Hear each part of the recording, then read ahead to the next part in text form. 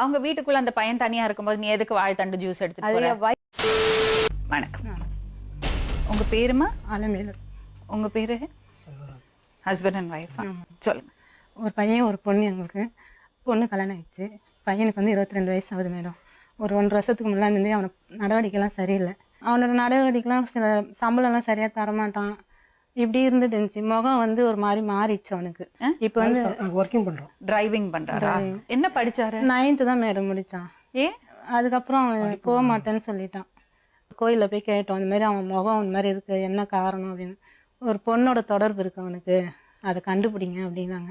அவங்க சொன்னாங்க, உன் பையன் ஒரு பொண்ணோட தொடர்பு இருக்கு, அவள் வந்து வசியம் பண்ணி வச்சிருக்கா, அவள் கூட்டு போகிற அளவில் இருக்கு, அதை தடுத்துருங்கன்னு எவ்வளோ சொன்னாங்க. பாரு பேசுகிற சொல்லு, நல்ல பொண்ணு தான் நானே கல்யாணம் பண்ணி வைக்கிறேன் சொல்லு, அதெல்லாம் ஒன்றும் இல்லை அதெல்லாம் ஒன்றும் இல்லைன்னு ரொம்ப நாள் சொல்லிட்டான். ஆனால் இந்த 1.5 வருஷத்துல அவனால் நான் பட்ட கஷ்டம் தெய்வத்துக்கு கூட அடுக்காது மேடம். எங்கள் தெருவிலே 4வது வீட்டில் இந்த பொண்ணு, அவளுக்கு கல்யாணம் ஆகி அவளுக்கு ஒரு பொண்ணு பிள்ளை இருக்கு. அவங்களுக்கு புருஷன் இல்லையா? அவன் ஏற்கனவே 3 பேர் கல்யாணம் பண்ணியிருக்கான். கல்யாணம் பண்ணி 3வது ஆள் இறந்துட்டாரு. 1 வருஷம் ஆகுது. இறந்து 1 வருஷத்துல நம்ம பையனை.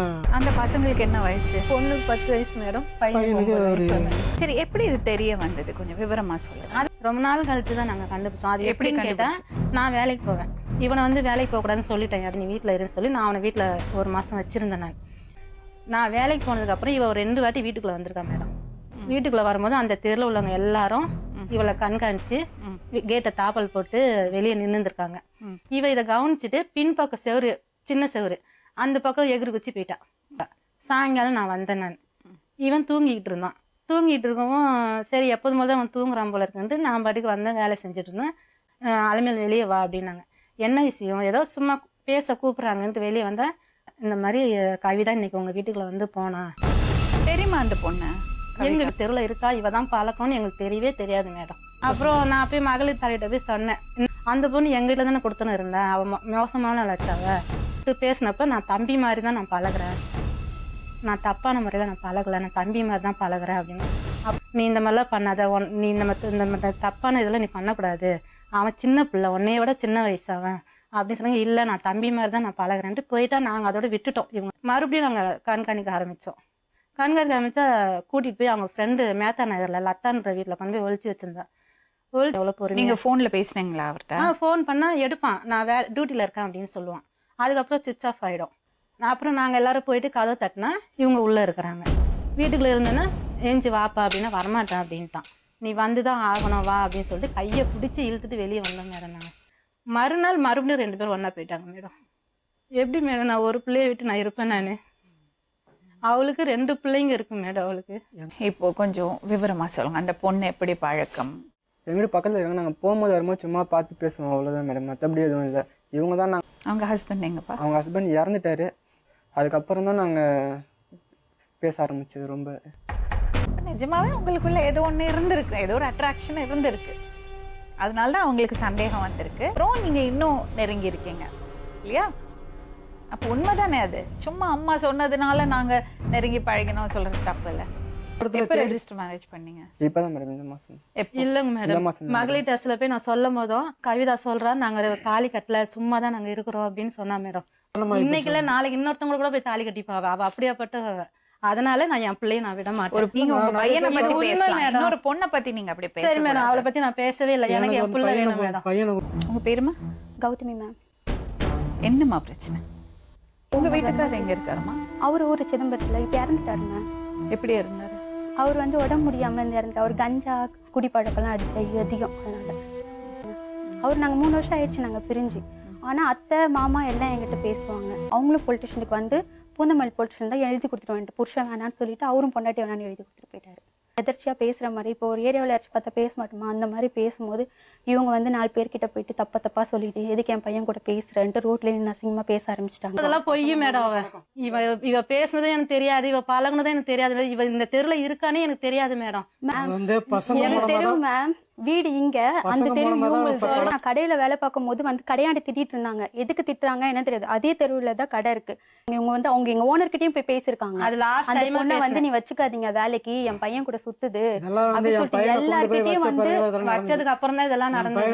இவங்க பேசுறது வந்து எல்லார்கிட்டயும் என்னை பொய் பத்தி மேடம். பேசுனாங்க மேம். ஆமா, போலீஸ் அவங்க ஸ்டேஷன்ல கூட என்ன வாயை திறக்கவே முடியல மேம். இது மாதிரி தான் பேசுறா, பொய்னா அப்ப என் பக்கம் இருக்க நாயத்தை எப்படி மேம் சொல்றது? சொல்லுமா, உங்களுக்குள்ள தப்பான உறவே இருக்குல்ல? இல்ல மேம், இவங்க பேச ஆரம்பிச்சதுல அதுக்கப்புறம் தான் நாங்க 2 பேரும் பேச ஆரம்பிச்சோம். அது எப்படி ஆரம்பிப்பீங்க மேம் அது சரி, எப்படின்னா ஒருத்தர் தப்பா பேசுனாங்கன்னா நீங்க மேம் விலகிக்கணும். மேம் நான் புருஷன் இல்லாம இருக்கேன் மேம். இவரு கூட சேர்த்து வச்சு பேசிட்டு இருக்காங்க. அப்ப அப்ப நீ எனக்கு இன்னும் எப்படி விலகி இருக்கு இல்ல மேம்? போனா ஒருத்தர் ஒண்ணு தப்பா பேசுறாரு, நீ சொல்லிருக்க இல்ல தம்பி மாதிரி தான் பாக்குறேன்னு நீ அப்படி நான் சொல்லிருக்க. சொல்ல மேம். சொல்லுங்க மேடம். அப்ப தம்பி மாதிரி பாக்கல, நான் அப்படி புனித சொல்லவே கோவில் அப்ப இல்ல தம்பி மேம். மாதிரி பாக்கவே இல்ல. மேம் அப்படி இல்ல மேம். எல்லாம் ஃப்ரெண்ட்லியா பேசும்போது எப்படி மேம் தம்பி நடப்பாங்க? அப்ப தம்பி மாதிரி பாக்கல. இல்ல மேம். அப்ப அவங்க உண்மையா தான் சந்தேகப்பட்டிருக்காங்க.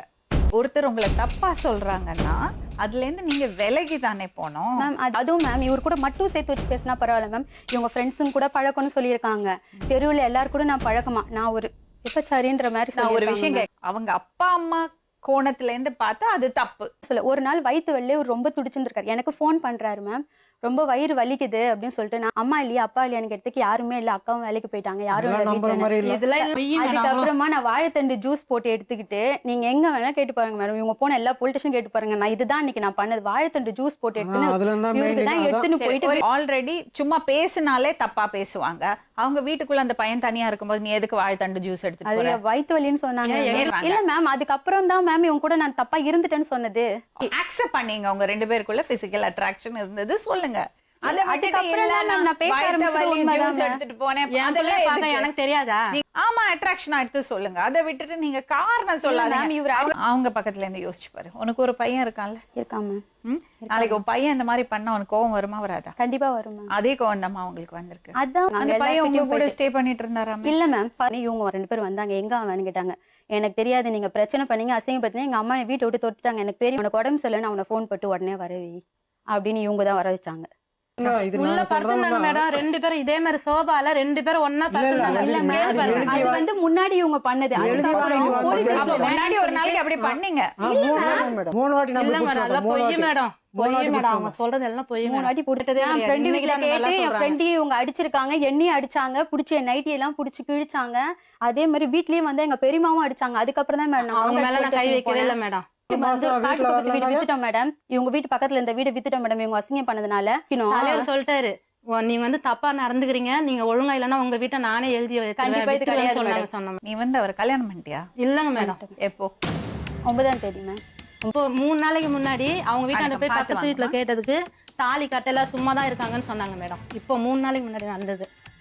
2 பேரும் கல்யாணம் பண்ணிட்டாங்கம்மா. அதுக்கு முன்னாடி நாள் அவங்க ஃபுல் லாக் பண்ணி போட்டோஸ் இல்ல இல்ல மேம். மேம், போட்டோஸ் இருக்கு.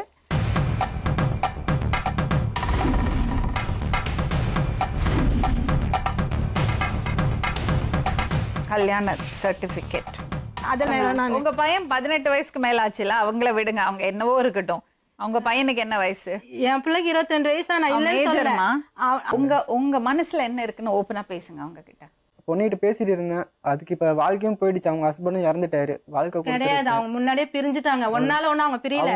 இப்பதான் மேடம் இதெல்லாம் நல்லா okay. செஞ்சிருக்காங்க. இஷ்டப்பட்டவங்கள கல்யாணம் பண்ணறது அது நம்ம யாருமே கேள்வி கேட்க முடியாது. ஆனா அதுக்கு ஒரு முறை இருக்குல்ல.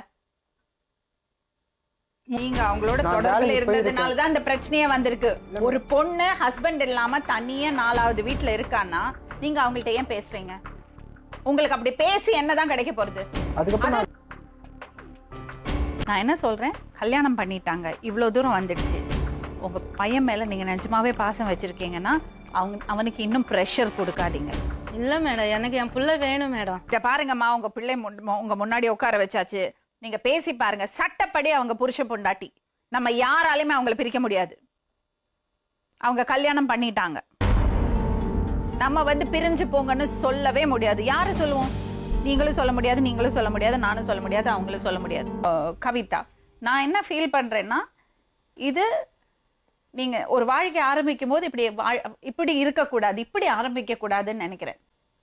உங்கள்ட்ட பேசி அந்த பையன் அப்பா அம்மாவோட போக சொல்லியிருப்பேன். ஒன்றுமே முடியாது, அவங்க கல்யாணம் பண்ணிட்டாங்க. 22 வயசுல அவனுக்கு என்ன தெரியும்? திருமணம்னா என்னதுன்னு கூட தெரியாது அந்த பையனுக்கு. அப்ப நானா மேம் வலிக்கட்டாயமா கூட்டிட்டு போனேன்? ஆமாம்மா. என்ன மேம் அப்படி சொல்றீங்க? நான் நீ பண்ணது ரொம்ப பெரிய இது தப்புமா. அதான் மேம், அப்பா என்னைக்குமே அம்மா நான் பெர்மிஷன் பேசுனது இல்ல இல்லாம அந்த சின்ன பையனை 22 வயசு பையனை கூட்டிட்டு போய் கல்யாணம் பண்ணது ஏத்துக்க முடியாத விஷயம். உனக்கு திருமணம் வாழ்க்கைன்னா என்னது தெரியும்? உனக்கு 2 பசங்க இருக்காங்க. ஆனா அந்த பையனுக்கு அதுக்கான வயசு இல்ல. எங்க போனாலும் தோர்த்திக்கிட்டே இருந்தேன் எங்க மேம் நான் பொறுமையா அம்மா, இருக்கிறது. நீ வந்து அந்த வீட்டுக்குள்ள போனது தப்பு. நான் அது போனது தப்பு தான் மேடம். அதுதாம்மா காரணமே.